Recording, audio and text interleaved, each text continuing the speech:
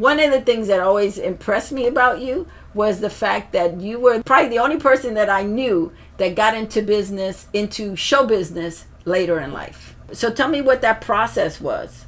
I was an air traffic controller for 10 years, from 1957 to 67. We controlled airplanes for 58,000 square miles on paper. And it was very hairy, actually, because you never knew where the pilots were. You only knew where they said they were. 59, we had a mid-air collision of Air Force T-33 and Capital Constellation over Martinsburg, West Virginia. After looking at this situation as the government does for a good bit of time, we became our own agency, which was FAA. We became radar rated. Most of the people who came when I came were out of the Korean War. We were pilots, or we were airborne communicators, or early warning people on the ground, so radar was our thing. We knew radar. I had a wife, 3 children. As kids do, they want to be whatever they think they want to be. My oldest daughter thought she wanted to be an actress. I took her to class a couple of times. Once I went to a party in Washington, and it was a group of people from New York. They were actors. It was after Brock Peters' Othello. And this woman asked me, did I just come down from New York? And I said, no, I live here. She said, you're not an actor? I said, no. She said, well, everybody's talking to you. And I said, they're all talking to me because they're all actors and they want to talk about themselves. The fact that I'm not an actor, I'm the only person in the room they can talk about themselves to. So I was very popular. She said, well, you ought to be an actor. I said, no. That's ridiculous. I said, when I was in school, I couldn't even stand up to recite. The only thing that brought me out of my insecurities was that I was a world-class 800-meter runner. We talked about it a bit. I said, I think I know you. I think my daughter takes classes from you. And she invited me to join a class, and I said, no, I'm not going to do it. I was hanging out one evening with a friend of mine who was a helicopter pilot. He said, where are the girls? I said, the girls? I said, the girls are at an acting class that I know. There's 7 women to every man. Let's go. We went and we sat in the back, and the woman said, no, you can't do that. I said, you told me I could come and observe anything. She said, yes, but you have to participate. So they were doing sense memory exercises and that kind of thing. And we did them. We had fun. I came back again. He didn't. I really enjoyed the classes, and it was a way of relaxing. I became a member of the class, and one day the teacher said they were having a showcase for her advanced class, and they didn't have enough males to do the male roles in the advanced class. And she said, I'd like you to do these roles in this thing. And I said, oh, no, I can't do that. She finally convinced me, and my knees were shaking, but it went fairly well. So I started, doing little projects, and the Washington Theater Club, where the class was a 240-seat theater. Brumwell Fletcher came. He was Rex Harrison's alternate in My Fair Lady. He brought a show in, Dermot's Dead, a game. They needed someone to do the bailiff in this. It was about some defunct members of the legal community who had a chalet in the Alps, and they tried people who stumbled in to the chalet. When there were no people, they tried historical characters. So he asked her to find an actor to do the bailiff, who was a mute, no dialogue, didn't have to learn any lines. She brought me over to this restaurant that was next door to the theater, and I was a pretty husky guy, He looked at me and he said, okay. So I did the mute. And then they did the Tempest there, and they asked me to do Bosun in the Tempest, and that was all kinds of bad things happened to me, and that I had a toothache, and I took too much medicine and slept through a matinee. The lead actor, Lester Rollins, told me that I had to apologize to every member of the cast. Also, I was on stage by myself with all these sound effects because we were in a storm, and I'm screaming at the whatever's, and a big sail dominated the stage, and the actors in The Tempest, who were part of this group who were lost at sea, were behind this sail where they made their entrance. The sail fell down in the middle of the stage, and the audience were aghast for a moment, and there were these 8 guys standing back there, and all of a sudden they started to laugh. This was a difficult moment to get through.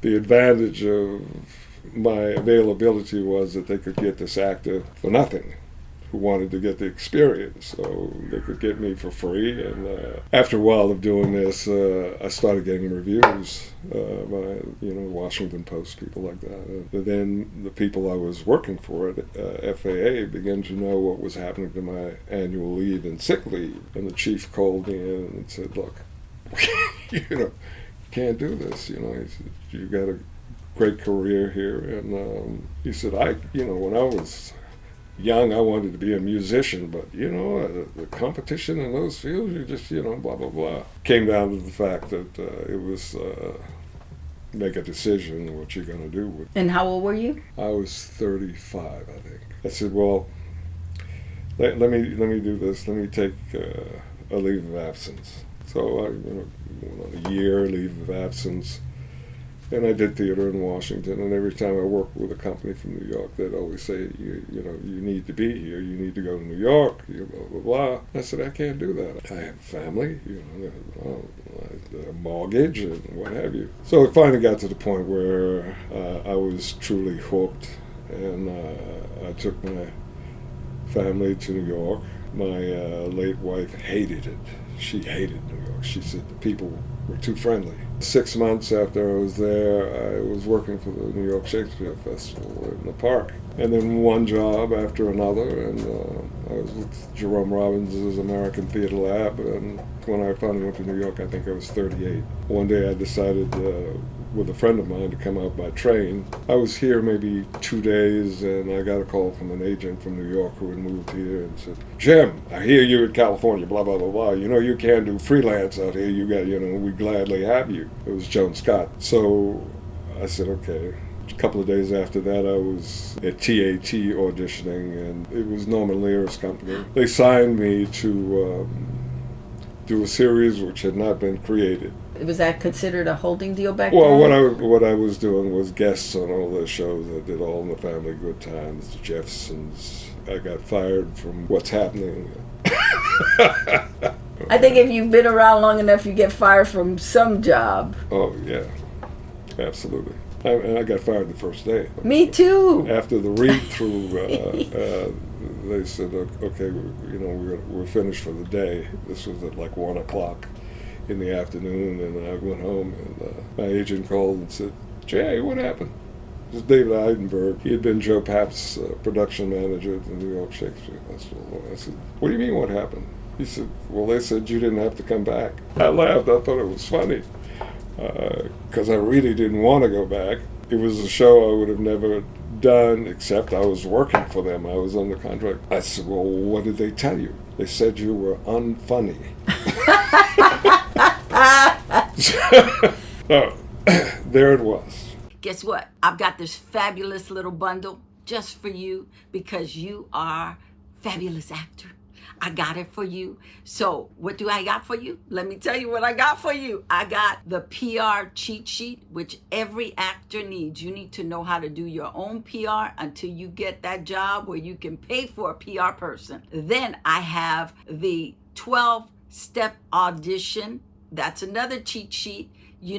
Sometimes you get freaked out at auditions and you don't know what to do. Well, my 12-step audition cheat sheet will help you and guarantee that you will slam your audition every time. And the third thing I got for you is the casting sites. I have a list of casting sites so you can go and just submit yourself for that next big part. How does that sound?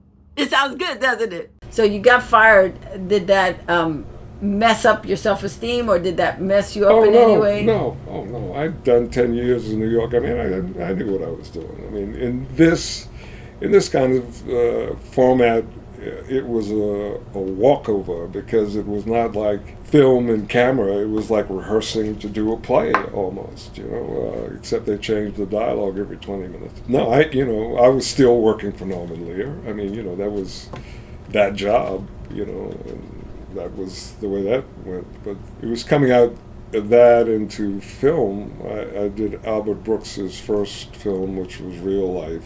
Albert produced it, directed it, and starred in it. And he wrote it. No objectivity there, Lawrence Kasdan was a fan of Albert's, and he saw the film, and he called me in for Body Heat. And then after Body Heat, there was Hill Street. Oh, Hill Street. Five seasons. You were the mayor? Well, I was precinct commander first, and then I became the mayor. Okay. That's how it started snowballing. Yeah. Okay. And I did cops, military, generals, colonels. Authority figures, yes. Sitcoms, you talked loud like you did on stage, projected. But in film, you did, and I worked with an actor on my first episodic show. I worked with this guy who my wife and I used to watch when I was an air traffic controller. I won't mention his name, but he would... They'd say, cut. They'd say, J.A., you got to pick up your cue. I said, my cue? I didn't hear anything. Okay, they shot it again, and I couldn't hear my cue line. So I asked the first AD, I said, look, I can't hear my cue line. I said, how do I pick up my cue? He said, watch him. When his lips stop moving. There you go. Say your line. That's how you learned. No, that was that situation. I didn't have a problem cutting it down, but I, just sometimes talking at normal voice. It was a contrast between normal voice and, it's gone even one step further than it was then. Now everybody is talking like this. It's a whisper almost. If you have natural energy from theater, if you're sleeping, you got to hit the wall and back of a 2,400 seat house. You just have that kind of energy. But it was, it was different. They call you in at 6 o'clock in the morning, and you don't shoot until 4 o'clock. It gets older as you get older. I mean, it's just one of those things. John Houseman I worked for in New York.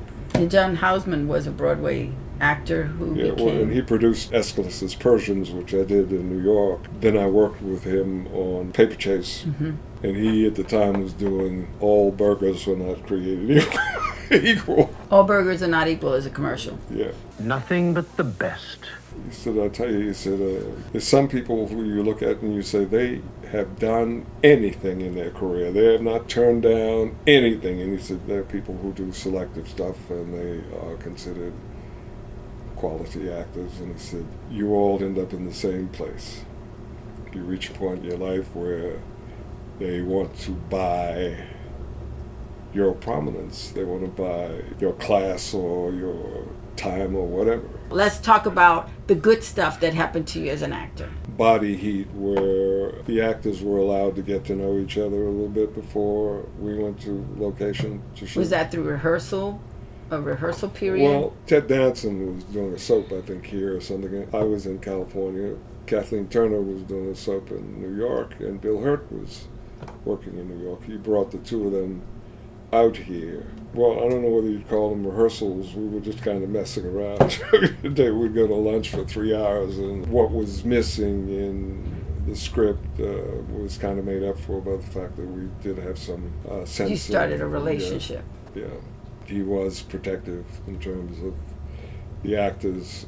There was once, we kind of made a verbal contract of what we were going to do when we started to shoot. I said, look, I don't feel this character will ever pull this gun. He said, I can see that. And we were on the set shooting the one scene that could happen, and that was Bill Hurt's running to the boathouse. He said, Jay, I want to try something. I want to pull the gun out and point it at him. And I said, we talked about this. He said, I just want to see it. He said, I want to shoot it. He said, trust me, if it does not work as well as what we talked about, I promise you that this is all objective. I haven't made up my mind on it. So we did that, and we ended up doing it the way we had agreed upon doing it. there was a time where the director of photography, I was supposed to be looking at something, and he said, and there was nothing to look at but a big field. And he had this pole with a disc on it, and he said, look at this disc here. And Larry said, suppose he didn't want to look at that. And he said, well, I just wanted to, get the... He said, suppose he doesn't want to look at that. He said, okay. He said, J.A., you look at what you want to. We never changed any of his lines. He would not permit that. But in terms of who the character belonged to, it belonged to the actor.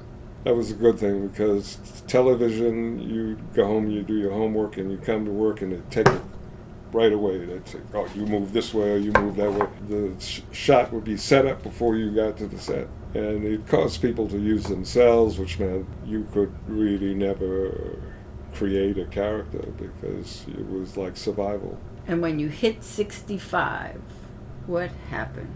Because I guess I never came out of the New York frame of mind.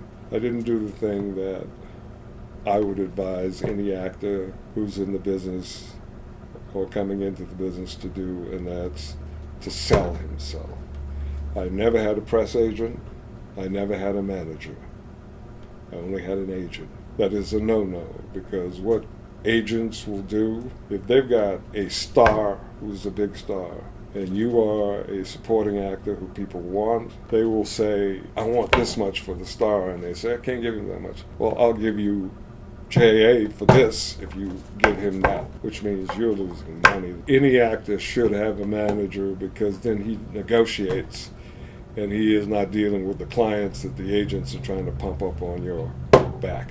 And why should they have a press person? Get you out there to make sure that that you get interview shows, that you get invitations to openings of stuff where paparazzi is, and this kind of all of that. My thing was, I'm an actor. I go to work, I do my job. That's it. I didn't grow up wanting that. It was like something I fell in love with. And doing theater, you could walk down the street close to a Tony Award, and people wouldn't recognize you unless they had been in that theater to see you. Here it was with the movies and television, it was a whole different story. So in our community in New York, everybody in the business got to start to recognize everybody in the business. You'd see people every day. You could walk into a rehearsal that your friends were doing and sit in the back of the theater and watch rehearsal. It's just a different kind of community. From L.A. Yeah, the stars were not unapproachable. Everybody was approachable. And so at what point, because you were doing it for a long time, did you start to get delusion and go, oh, I can't wait till I hit 65, or is that what happened? Well, it was going back and forth. I mean, I did Body Heat and should have gone somewhere else in reality after that, but I ended up on Hill Street. When you say you should have gone somewhere else, where? I should have had a film career. Oh, okay. And after every film, I should have had a film career. But I was back on television all the time. And it was the same garbage and the same kind of treatment. You're treated usually pretty well on films. And then you go back to television and you get somebody who's out of USC 25 directing you, and you want to kick their ass. Or somebody who's 65 who've been doing nothing but television all their, and they just really don't have any sense of where it is in terms of, they know how to move the camera around. That's about it. So it just, what was that romance that was theater, and it was truly a romance. And I had friends. I mean, Joe Stern, who produced Rockford File, Magnum. And Joe Stern opened up the Matrix Theater, absolutely. in Los Angeles, yes. When Joe Stern got involved in the idea of opening the Matrix, he had Rip Torn, Charles Durning, Michael McGuire, William Devane, and myself read a play, because we were all from New York, and these were people that all stage-trained actors. Yeah, and we had all known each other. We had all been New York Shakespeare Festival actors. What just occurred to me was you and Charles Durning both started late. Yeah. in the business. Right. You know, they were doing Are You Now? Have You Ever Been?